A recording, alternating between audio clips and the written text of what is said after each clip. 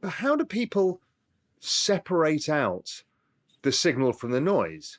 Right, it's very different for you because you're kind of behind the curtain. You know what you're building. You've got confidence in what you've got. But for people who see everything going up or down, how do they figure out what's really meaningful network adoption and what is just going up and down with the crypto cycle, for example? How should they think about it? Real world assets are coming to the blockchain in a permissionless manner, not just in a permission manner. So and when we talk about real world assets, are we talking financial assets, right? And, title, other things that are traditional in real life type assets are the tokenization mechanism, making it so easy to issue, to have your own ownership of the asset and to be able to transfer that asset later on. And the rights to that ownership and the transfer rights being embedded into code is just a more elegant solution. So these real world assets are trying to explore the tokenization method. And guess what? You have transparency and you actually save a lot of money because when everyone's working off of the same data set instead of their own silo data sets, you're creating workflow optimization and better database management effectively. So you're doing what SaaS does on the efficiency side, but even better. And you're also creating a new way to express ownership of value. That's what Web3 is to me. It's the internet of value. And I know Dan's talked about it, you've talked about it. That's the first real big use case, and tokenization, whether it be stablecoins or other assets, is the killer app as I see it right now. So here's a question I get asked probably every day on LinkedIn or Twitter or people I bump into. They're like, yeah, I get it. And I get real world assets. When real estate? They're like, everybody asks the question, when are they going to start tokenizing real estate? We know there's been some experiments, the St. Regis in Aspen, there's been a hotel, there's some things, but there's a lot of people waiting for this because we all know how painful it is. You buy and sell a house. It is the worst process with so many people in the middle, so slow, so cumbersome. And it's like a wrapped up gift for blockchain. Where are you seeing people with this? I mean, there's clearly people working on it. So we're seeing a lot of projects still. Okay.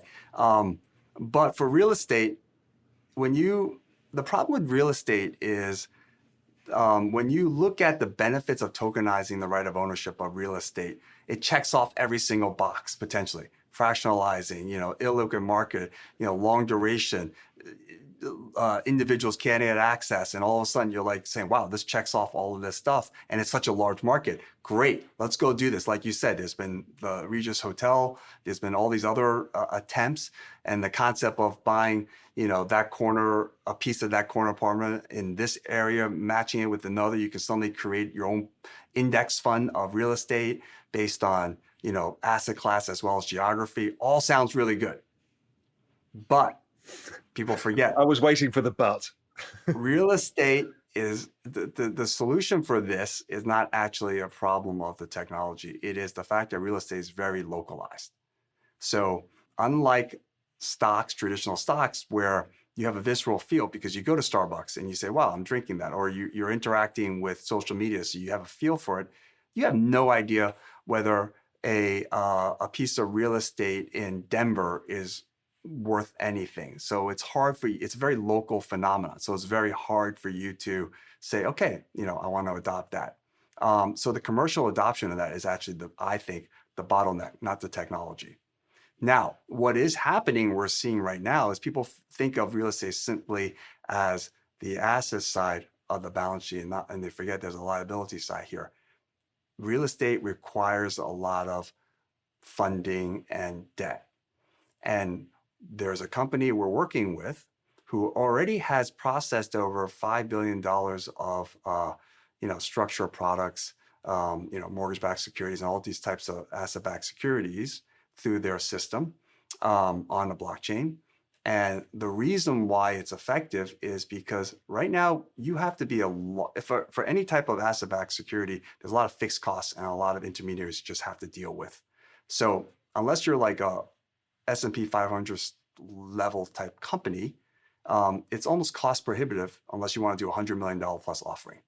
So that means smaller enterprises have a higher cost of capital because they don't have this avenue for getting money.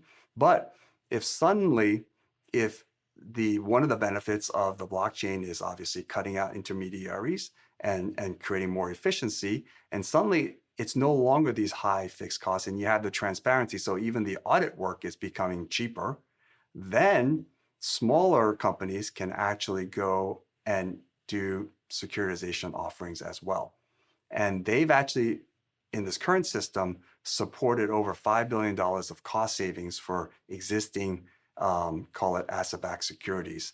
The next thing they're going to do is use that capability to hopefully create a marketplace and let smaller enterprises participate in securitization market, because now they can afford it because of the cost savings of the blockchain. Super interesting. But also you kind of think if the title deeds were also on the blockchain, then things can clear quickly. So in the event of default, it just changes automatically and it's kind of done. You don't need the court system and the legal system and all of that stuff. That's why, even if, let's say you don't fractionalize real estate, let's say that's too complicated for now, but just for somebody to say, you know what, let's get rid of this notary system, the legal thing, and let's just do this on a blockchain and we can transfer ownership. I mean, it frees up billions, well, hundreds of billions of dollars of capital and time. Absolutely. Absolutely. And, to summarize holistically, there's two benefits here of the blockchain, especially permissionless one. On one side, you're creating efficiencies and you're cutting out costs and removing intermediaries. On the other side, you're allowing access by new participants, creating new markets in a marketplace, and basically having ultimately more liquidity and price discovery.